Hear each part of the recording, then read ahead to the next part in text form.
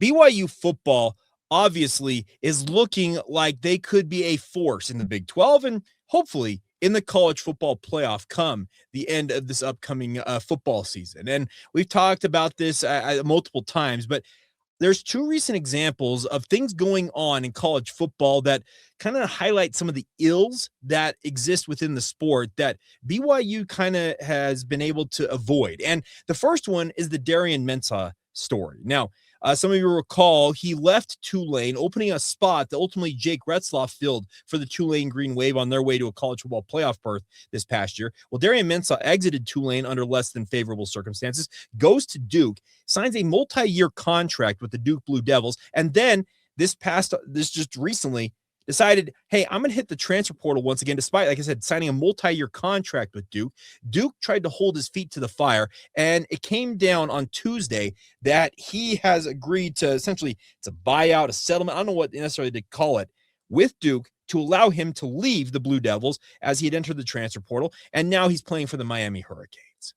That leaves Duke in a very, very tough position because, as I mentioned, there's contracts in place. And the reason I bring all this up is BYU is also having their players sign contracts, and they are negotiating deals with regards to revenue share, NIL, and the like with Dave George, their general manager. And those contracts obviously are being tested at very high levels. Remember the Damon Williams situation. He was going to leave Washington and in theory end up in Miami, but it took both Washington and ultimately the Big Ten Conference stepping in and saying, hey, we're going to litigate this. We're going to bury you in terms of lawyers and the like. And he ultimately opted to return to Washington.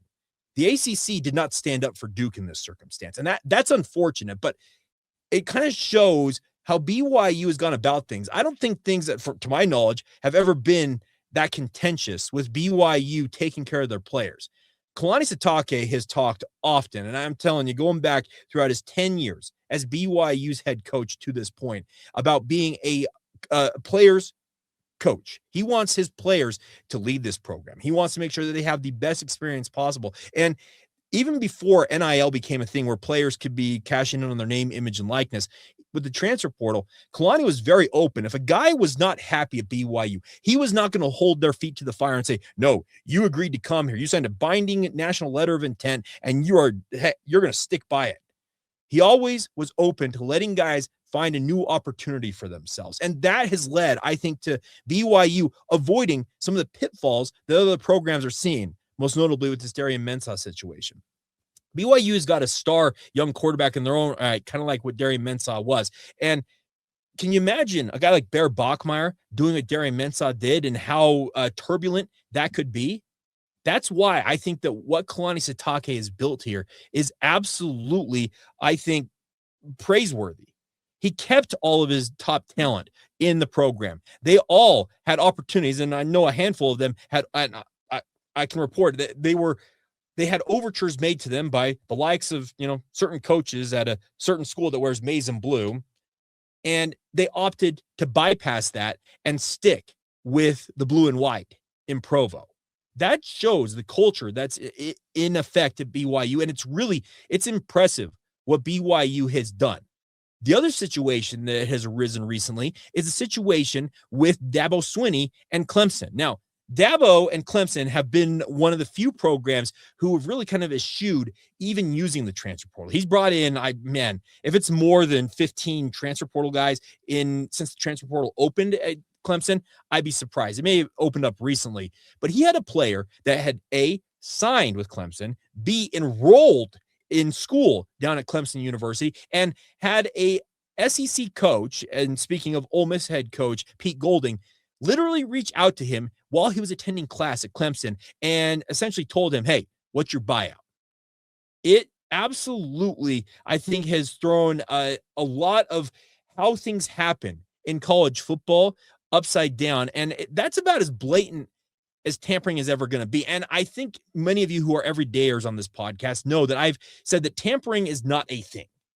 Now, when I say that statement, understand that tampering has so many different forms to it. This could be a high school coach having heard word from an agent for a player or an assistant coach, or whatever it is, and saying, hey, this player may be interested, in theory, in going to X university and leaving. Those conversations, you can't stop that from happening. I'd like to see the NCAA try to police that. What happened here with Pete Golding is him just blatantly contacting a player who's already enrolled and signed a contract with the university and essentially saying, hey, come to Ole Miss. And this kid ultimately did, speaking of Luke Farrelly, a star linebacker, on a 2-year, $2 million deal. That's the report is. The situation at hand here is, I think that Kalani Sitake, once again, has built a culture of these players feeling empowered to be able to take control of their situation.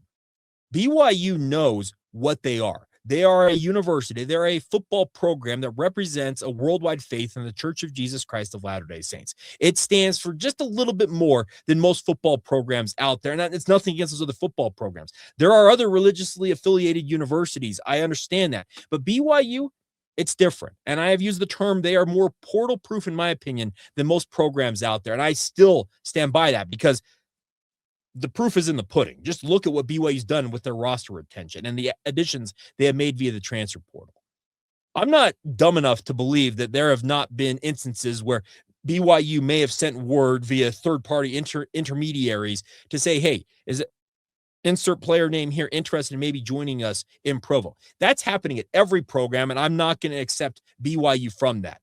But the situation at hand is, I don't also think that Kalani Sitake is going to go out and blatantly tamper with a player at a university where they have enrolled, because once again, he is a guy who believes in the players having an opportunity to find the best situation for themselves.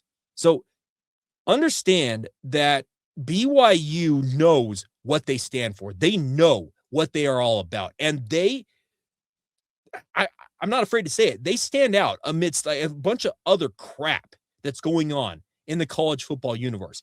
Yeah, could it be better? Could it be cleaned up? Could things be a whole lot less messy than they are? Absolutely. But that would require, strong leadership from a centralized authority like the NCAA that literally has no such authority and no such centralized leadership that is doing anything of note, in my opinion.